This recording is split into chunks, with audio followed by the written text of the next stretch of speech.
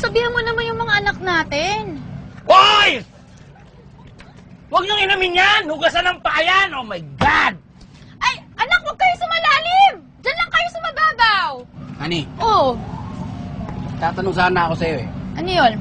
Gusto ko maging tapat ka sana sa akin ha. Oo naman. Ako pa.